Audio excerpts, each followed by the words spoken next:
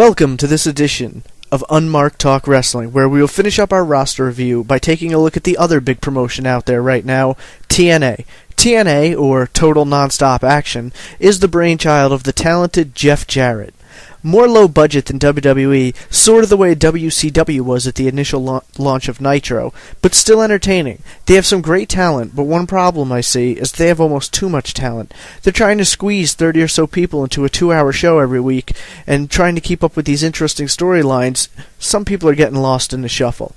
I think if TNA went through and shed some of its fat, it could become an even better company than it already is. They are the number 2 promotion in the world right now, and though their ratings aren't exactly competitive with WWE's, I don't think they're trying to start another war with Vince. Everyone will learn the first time around. So let's take a look at what they have going for them, and we'll start at the top with TNA World Champion Sting. When the NWO first hit WCW, I became a huge Sting fan. I loved that silence, that look on his face, the way he'd show up and single-handedly destroy the NWO here and there. That was 10 years ago. Sting doesn't have much gas left in his tank right now. His matches are slow-paced, and you can just tell by looking at him he doesn't seem to care like he used to. Don't get me wrong, I'm a fan, but I think the time has come for him to step down and let the younger guys take a crack at it. He should not be the world champion of TNA right now. If you want to hand it to someone in the main event Mafia, then give it to Kurt Angle, because he is by far the top heel in that company. When you're promoting a company whose entire idea and name is about total, non-stop action, you shouldn't put your title on an old-timer who looks like he needs an oxygen tank in the ring. I'm sorry, Sting, but that's the truth. For some reason, TNA felt they needed another title belt, in which they created the Legends title, which is held by Booker T. The Legends title is the stupidest thing I've ever seen. It reminds me a little bit of the $1 Million belt, but at least that one had a backstory and made sense. Booker T is a very talented athlete, but I don't really like his gimmick in TNA. First, he came in as normal Booker T, then he developed some stupid accent, and now the accent's gone. Who is writing this stuff for him? There's a lot of potential in this guy, and though his years on the top are winding down, there's still room enough for 1 or 2 more big years. I'd like to see him get involved in a good feud with a young star like an AJ Styles or a Chris Sabin. I think if given the right opportunity, he could still blow the roof off the arena. The current tag team champs of TNA are Beer Money, which is made up of Robert Roode and James Storm. The tag team division is one where TNA are light years ahead of the WWE. Though not my favorite group on TV, Beer Money give me some laughs, and they're excellent heels. Their in-ring work is superb, and their gimmick somehow fits them both really well. I believe these guys truly are the best tag team in TNA at the moment, and it makes sense for them to have the belts. Though I'd love to see them get into a feud with a fast team like the Motor City Machine Guns. All in all, these guys are great at what they do, and I wouldn't put the belts on anyone else right now.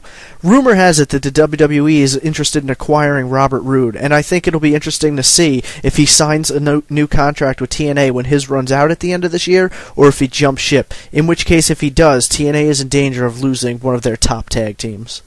Alex Shelley is the current X Division champion, as well as one half of the tag team, the Motor City Machine Guns.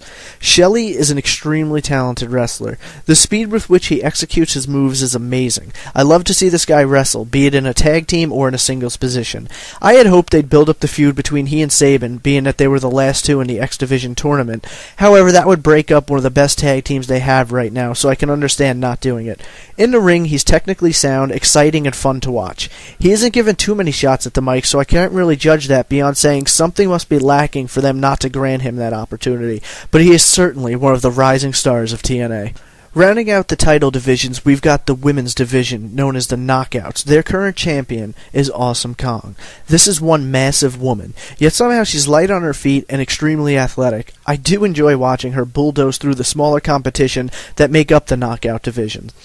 Plus, she's a great heel. I love watching her moves. The Implant Buster is an awesome finisher for a women's champion. She pulls off a lot of moves which were kept mostly in the men's division, and frankly, I could see her beating a lot of guys on the roster. Kong is great in the ring, and Raisa Saeed does excellent work on the mic for her. Technically, the best knockout in TNA. Moving out of the title divisions, we get Sheikh Abdul Bashir, who wrestled as Daivari in WWE. Bashir came in with a big bang, but has fizzled out a bit since then. He was a big deal upon his arrival. They were running vignettes of him talking smack about the U.S., and really building up his heat, but for what? His current positioning is somewhat caused by the backlash of having too much talent for a 2-hour show. His feud with Shane Sewell was interesting, and they kept it going for a few weeks there, and I have to admit, whereas I'd normally have changed the channel for his matches, I continued watching just to see what would happen with him and the referee. He's skilled in the ring. He has an oldie but a goodie kind of a gimmick, being a Mid-Eastern type, and he's very talented. Given the right opportunity, he will either soar to the top or remain buried beneath all of the talent that TNA has. Abyss reminds me a little bit of what Kane was like when he first debuted, and I guess it's plausible to say that he's a little bit of a mixture between Kane and Mankind. Unfortunately for Abyss, he isn't very versatile in the ring. He pulls off the big man moves very well, but he seems a little out of shape and a little undertrained. Some of the moves are sloppy, and there isn't much that's very flashy about him. He's got his black hole slam, but that doesn't do it for me. If he came out without that mask on and just wrestled a straight match, he probably wouldn't be on the roster at all. It's difficult for me to say it, because in all honesty, I like Abyss. But I seem to be alone on that, and in the wrestling business, if you're not getting the crowd popping or booing, then you're not working, and right now, Abyss isn't working. Probably the most talented member of TNA when it comes to in-ring ability and high-flying maneuvers is AJ Styles. AJ has enough potential to reach the clouds. I love to watch his matches. I love to see him pull off some of the maneuvers that he does. The problem lies in his mic work. He comes across a little bit like a lost country bumpkin.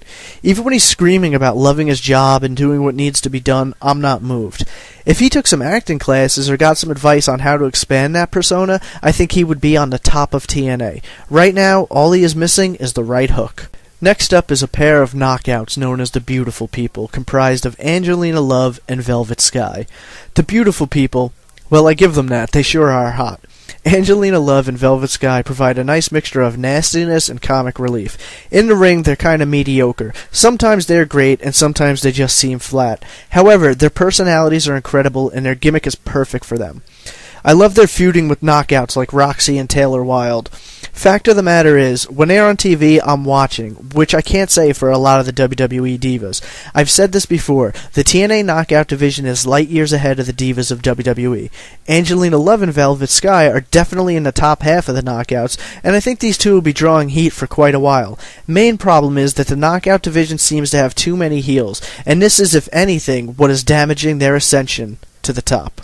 Chris Sabin, much like his tag team partner Alex Shelley, is incredibly talented, fast, and just awesome to watch in that ring.